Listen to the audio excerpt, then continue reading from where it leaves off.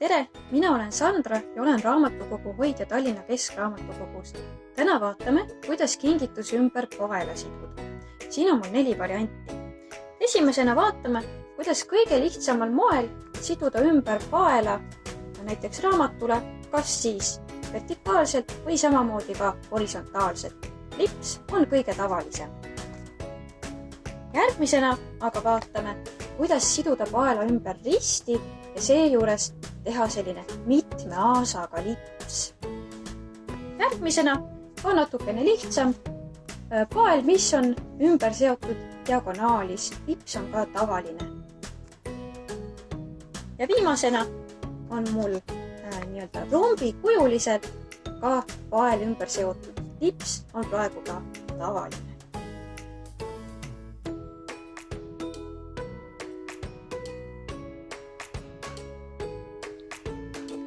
Paneme siis esimesena ümber paela vertikaalselt. Meil läheb vaja muidugi kingitust, paela ning häid kääre, mis ei jätta lõikamisel serva narmendama. See, kui pikka paela vaja läheb, sõltub muidugi kingituse suurusest, aga ka sellest, missugust lipsu me teeme. Praegu näitan mina tavalise lipsu tegemist. See tähendab, et ühest paela otsast peab jätkuma selleks, et teha sellest üks lipsu aas ning et järele jääks veel arvestatava pikkusega saba. Nii, teeme siis lipsu täpselt raamatu keskele. Asetame paela raamatu keskele ning jätame hea pikkusega saba ka alles. Parem on, kui saba natuke pikem. Seejärel veame paela ümber paberi, jälgides, et pael vahepeal keerdu ei läheks. Nii, kui pikk see teine saba meil võiks olla, see võiks olla umbes sama pikk kui esimene. Lõikame ära. Nii, mina eelistan nüüd need otsad umbsõlme siduda, sest minul on niiviisi lihtsam lipsu sõlmida. Kingisaajal muidugi läheb ehk pisut kauem aega kingi lahti pakkimiseks, kuid see on ju ka omaette rõõm. Nii, umbsõlm on tehtud tihedasti raamatu ümber. Nii, nüüd teeme ka lipsu. Võtame vasaku otsa ning teeme sellest aasa. Kui pael on ühelt poolt läikiv ja teiselt poolt matt, siis võiks läikiv pool jääda väljapoole. Nii, teine aas ka. Seejärel seome aasad sõlme. Parempoolne aas vasakpoolse tagant ning vasakpoolse aasa alt eest läbi. Nii, just nii ja tõmbame sõlme kinni. Nüüd ei jäägi muud üle, kui sikutada, sakutada igatpidi, et lips näeks välja täpselt selline, nagu meie tahame. Nii, tõmbame ka sabasid, sikutame, vaatame, kas tahame jätta suureks need aasad või hoopis lapikuks. Nii, ja nüüd ongi vaja ainult need sabad ära lõigata, et need oleksid ühepikkused. Asetame üksteise peale ning lõikame ära, näiteks väikese nurga all. Nii, ja ongi valmis. Samamoodi saab tegelikult paela siduda ka horisontaalselt.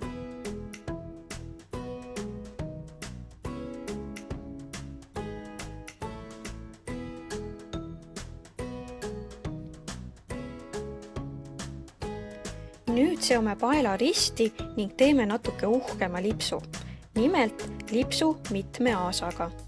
Paela ristumiskoha ja lipsu võib teha täpselt sinna, kuhu parasjagu tuju on.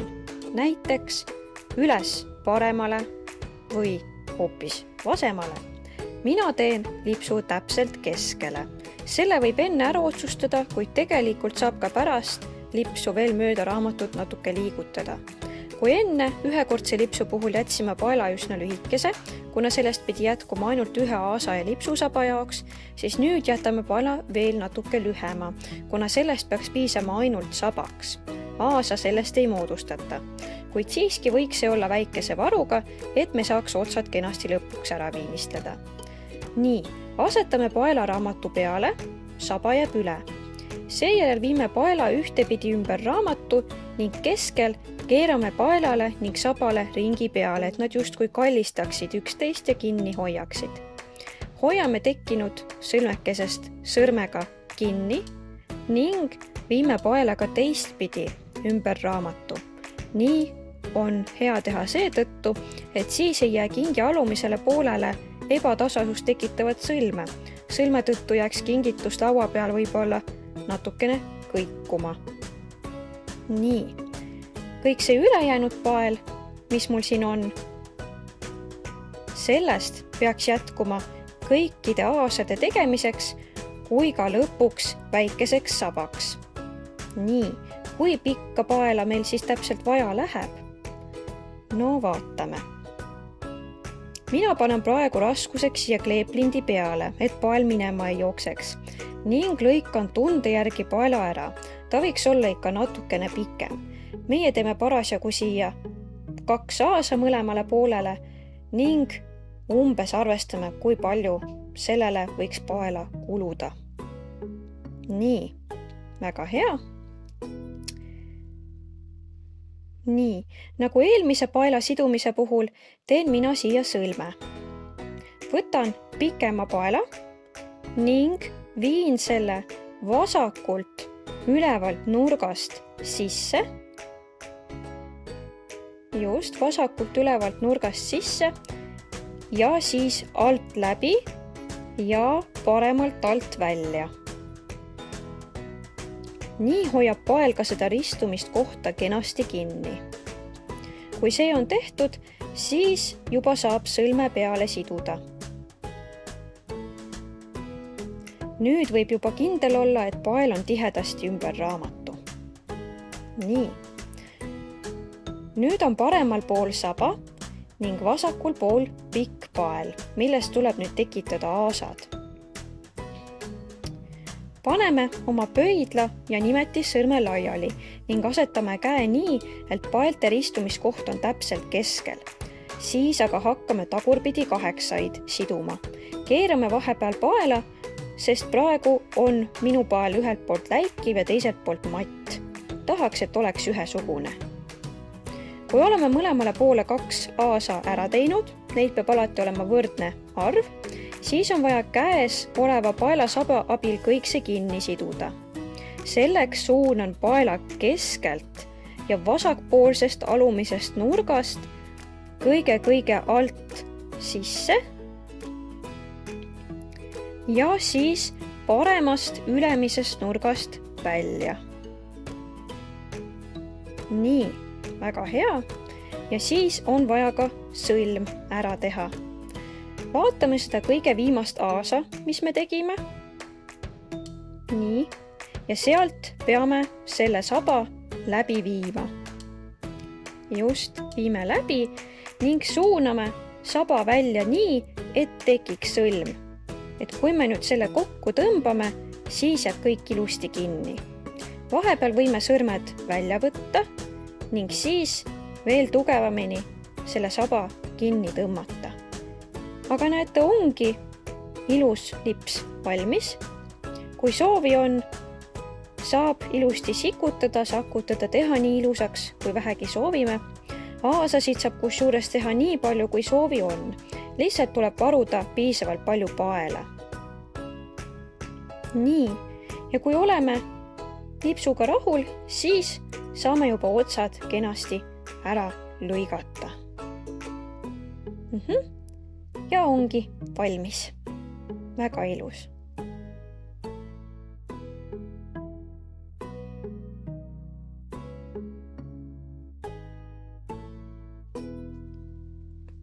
Kolmandaks seome diagonaalis paela. Jällegi, olenevalt sellest, millise lipsu me teeme, jätame just nii pika paela üle.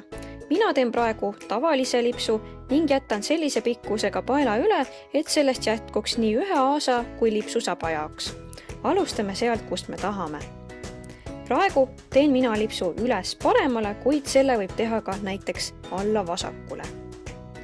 Nii, hoiame pöidlaga paela kinni just seal, kuhu tuleb lips ning teise käega hakkame paela ümber raamatu diagonaalis vedama. Läheb diagonaalis ümber ühe nurga, siis ümber alumise ja tuleb tagantpoolt jälle ette välja. Siin peab ainult seda jälgima, et keerdusid sisse ei tuleks ja pael oleks igalt poolt ühtemoodi kas särav või matt. Võime ka üle kontrollida. Nii, siis lõikame ka veel ühe saba endale, umbes sama pika kui esimese, panen sinna väikse raskuse ning lõikangi maha. Nii, ja kui hakkan juba siduma, siis parasjagu mina näiteks näen, et üks pael tuli pikem kui teine. Kui nii juhtub, ei ole tegelikult hullu, siis saab lihtsalt natukene tõmmata ja vaadata, et nad oleksid umbes sama pikad. Nii. Ja nüüd proovime uuesti. Teeme sõlme hästi tihedalt ümber raamatu. Just. Nii, et meil oleks vähemalt lihtsam lipsu teha. Sikutame natukene neid otsasid ning nüüd teeme mõlemast paelast omaette aasad, särav pool väljas ning seome kinni. Parempoolne aas vasakpoolse tagant ning vasakpoolse aasa alt eest läbi. Ja tõmbame sõlme kinni. Praegu on näha, et sabad jäid sinna teisele poole, aga tõmbame nad meelevaldselt ettepoole, sätime, sikutame ja vaatame, kuidas meile meeldib. Nii, võib-olla on meil vaja midagi natukene pöörata seal. Ja kui oleme lipsuga rahul, saamegi viimaks otsad ära lõigata.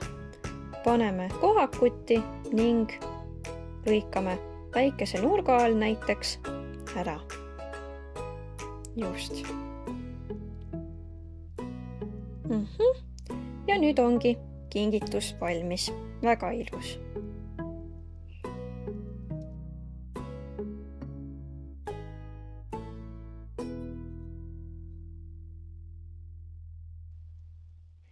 Viimasel puhul seome paela rombikujuliselt. Lipsu teeme aga jälle tavalise.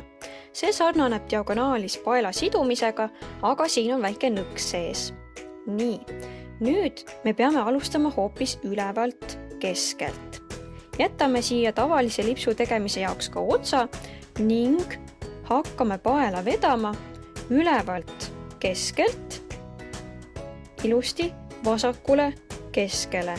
Nii, siis sealt tagant hoopis alla keskele ning nii just.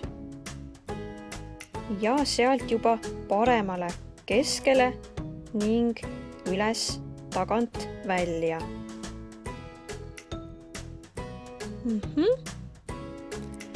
Nüüd said paela otsad kokku. Meil on vaja panna need paela otsad ka jällegi üksteist justkui kallistama, keerd sisse teha, et nad hoiaksid kinni. Nii, teeme siis keeru peale ning hakkame pikemat paela vedama nüüd juba vastupidises suunas, kuid täpselt nii nagu enne.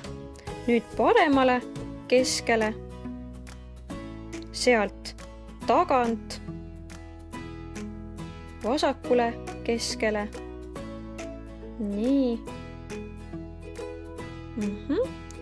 Ja sealt siis tagant juba üles keskele. Me saame siis seda paela ka veel natukene sättida. Meil peab tekkima romb, võrdhaarne muidugi. Me saame ilusti vaadata, kas teiselt poolt on ka kena. Saame pisut sättida, et oleks võrdne või vähemalt enam-vähem. Nii, ja kui oleme ilusti ära sättinud, siis pöörame jälle ümber ning meil on nüüd vaja need otsad ilusti ära siduda. Nii, et lõikan esmalt siit ka selle paela ära sellise pikkusega, et saaks moodustada ühe aasa ja ka saba. Nii, ja sõlme sidumisel viime paela kõige alumise paela alt ka läbi.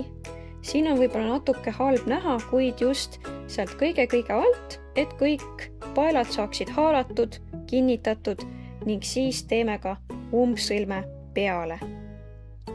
Nii. Ja nüüd ei olegi muud, kui teha üks lihtne lips.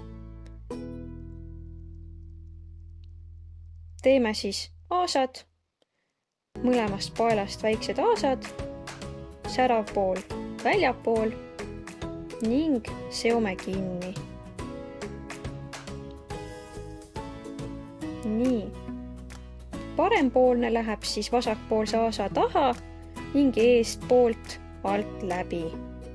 Sikutame, lips oleks kena ning et sabad just oleksid ka õiget pidi, lõikame otsad maha ning viimaks, kui vajame, saame ka paela pisut sättida, kui midagi on paigast ära läinud, aga nüüd me näemegi, et ilus pael on seotud meil rombikujuliselt ja ongi valmis.